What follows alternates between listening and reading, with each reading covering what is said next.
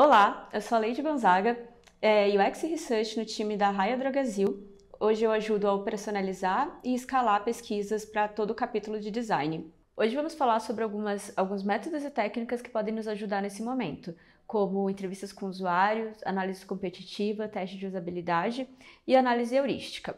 Esses métodos e técnicas estão presentes no começo de uma ideação de uma nova funcionalidade ou de uma criação de um produto digital, na fase de imersão, descoberta ou exploração, que é o momento onde a gente ainda sabe pouco sobre aquilo que a gente vai desenvolver e estamos buscando novos insumos ou buscando priorização para aquilo que vai ser desenvolvido. Esse é o momento para a gente explorar quais são as motivações, as percepções, os diferenciais do nosso produto e também do que as nossas pessoas usuárias estão buscando. Vamos começar falando sobre entrevistas com usuários.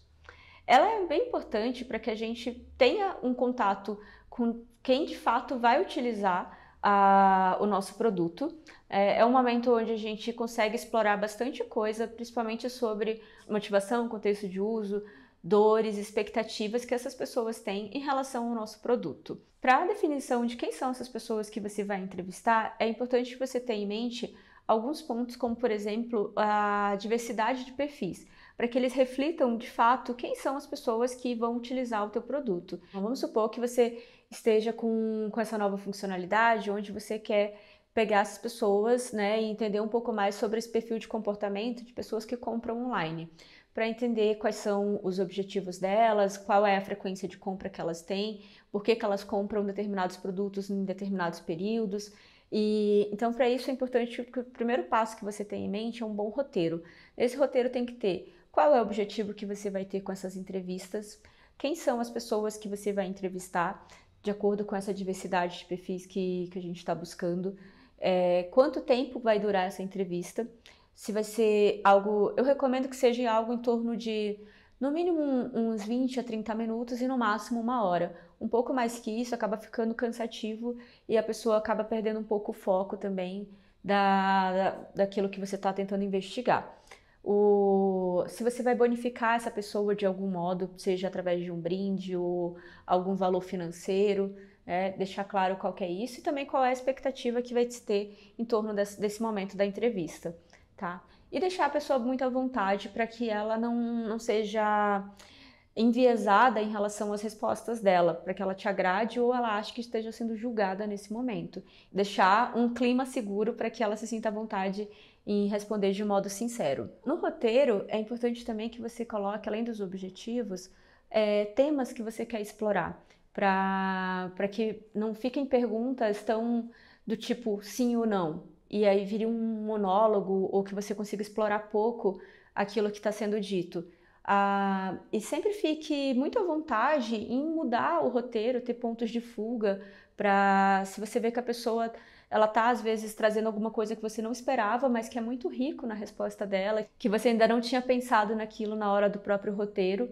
Então fique também tranquilo se algo fugir um pouco daquilo que estava no script. Depois que você definiu esses temas, tente quebrar esses temas em perguntas, como por exemplo, um tema seria por que as pessoas fazem compras online. Se você for fazer essa pergunta de um modo muito direto, é bem provável que você tenha respostas pouco ricas ou pouco detalhadas. Então tente quebrar elas em outras perguntas que podem ajudar a responder, como por exemplo, que tipo de compras que você costuma fazer online? Ou que tipos de compra que você evita fazer? Qual horário que você mais gosta de fazer e por quê? Essas compras. Onde você costuma estar na hora que você vai comprar? Existem outras pessoas que te acompanham ou que ajudam a decidir nesse momento? Então, são perguntas que podem te trazer muito mais insumos do que apenas uma única pergunta. Isso daí, mais para frente, você pode utilizar em outras coisas que você nem imaginou. Evite fazer perguntas que acabam sobrecarregando um pouco a memória da pessoa e que às vezes pode se tornar até uma falsa memória nela, como por exemplo, quando foi a última vez que você fez, qual foi a última coisa que você comprou online? Pode ser que a pessoa tenha comprado há muito tempo atrás e ela já nem lembre mais. E talvez tenha sido algo muito pontual e que não é algo que ela costuma fazer ali com uma certa frequência. E isso pode acabar enviesando o teu resultado ou a tua análise em cima disso. Em vez disso, tente fazer perguntas do tipo: conte-nos sobre a última vez em que você fez alguma compra online. Ou conte-nos sobre a última vez em que você fez uma compra e como que foi isso para você. Fazer essas perguntas mais abertas e às vezes podendo fugir um pouco do roteiro pode nos ajudar a descobrir coisas que a gente nem imagina que podem influenciar no momento de tomada de decisão do usuário, como por exemplo essa questão da compra online de uma TV. A gente pode ter perguntado para a pessoa o que motivou ela a comprar uma televisão nova. Ela pode contar que ela antes disso, de comprar a TV, ela pesquisou bastante, foi em vários sites. Qual foi o caminho que ela fez para chegar nesses sites e os melhores valores que ela avaliou? O que estava dentro do orçamento dela? Como que ela definiu esse orçamento? Ela pode falar que consultou o companheiro dela ou a companheira dela, que ela mostrou esses links, quais eram as funcionalidades que mais interessavam para eles. Nisso a gente já descobriu que ela não tomou uma decisão intempestiva, né, que foi uma compra planejada, que é uma decisão que ela vai tomar de modo colaborativo e que aquele produto também não vai ser utilizado somente por ela, que vão ter outras pessoas e que isso tudo são fatores que vão influenciar nessa jornada de compra, que antecede bastante o momento onde ela de fato decide o que ela irá comprar.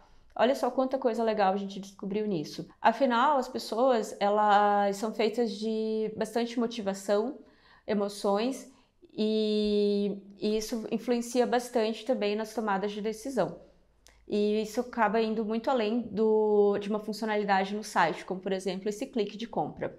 Outro ponto importante de você ficar atento numa entrevista em profundidade, numa entrevista com usuários, é em tentar deixar ele sempre relaxado. Então, para isso, tenta começar com perguntas esquenta, que sejam perguntas mais leves, como, por exemplo, um pouco da rotina, do dia a dia da pessoa, ou às vezes, se for uma entrevista presencial, até mesmo como que foi o dia, como que foi para chegar até aqui. Isso faz com que vá criando um pouco de identificação e a pessoa vai relaxando um pouco mais para conversar com você. Depois disso tudo, sempre agradeça a disponibilidade da pessoa. Se você for bonificar de alguma forma, bonifique. Se for uma bonificação posterior, diga como que isso também vai funcionar, se ela vai precisar fazer algum outro passo a passo além daquilo que você combinou com ela, como por exemplo baixar um aplicativo ou ter que esperar algum prazo para receber essa bonificação, por exemplo. Além das entrevistas com usuários, existem outras formas também da gente descobrir novos insights, como por exemplo uma análise competitiva ou benchmark. É um momento onde a gente diz que olha para a grama do vizinho para aprender a cortar da melhor maneira ou melhor que ele. Análise competitiva é um momento onde a gente consegue analisar quem são os nossos concorrentes, quais são os diferenciais que eles têm em relação ao nosso público-alvo, quais são os pontos positivos, negativos e oportunidades que a gente pode ter em cima deles. Analisando os concorrentes, é possível a gente responder algumas perguntas do tipo: quem que são os nossos concorrentes? Qual é o tamanho dessa empresa ou desse produto? Quais são os diferenciais que ele oferece de mercado? Que problema que ele resolve e como que ele resolve? Se ele oferece essa solução no modo presencial, somente em site, se é uma experiência omnichannel, ou seja, onde você tem essa experiência nos dois lugares, tanto no mundo presencial quanto no mundo remoto. Quais são as oportunidades que você encontra e quais são esses diferenciais?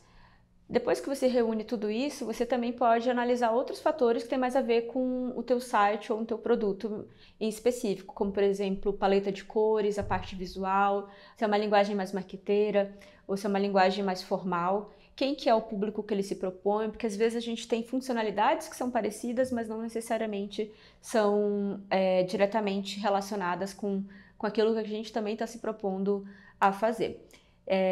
O benchmark, a análise competitiva, ela não precisa ser somente dos concorrentes diretos que você tem no seu produto, podem ser também inspiracionais. Você dá uma olhada em produtos que não tenham nada a ver com o teu segmento e você pode pegar alguns insights de alguma funcionalidade em específico, seja isso para funcionalidades em si, ou seja, o funcionamento delas, como um fluxo, um passo a passo, ou às vezes outras questões, como por exemplo linguagem, comunicação, que você gostaria, porque talvez tenha um público parecido, mas é um produto diferente. Dito isso, você coloca todos esses concorrentes numa tabela comparativa, onde numa coluna você coloca quem são esses concorrentes, entre 3 a 5 é um número suficiente, é um número bom. Nas outras colunas você vai comparar quais são essas funcionalidades que você encontrou, quem tem, quem não tem, se é bom, se é ruim, se é algo interessante, se é algo diferencial, e você vai fazendo essa análise e depois disso você gera alguns insights em cima disso. Vamos supor que você percebeu que dos teus 5 concorrentes, 3 oferecem determinado recurso.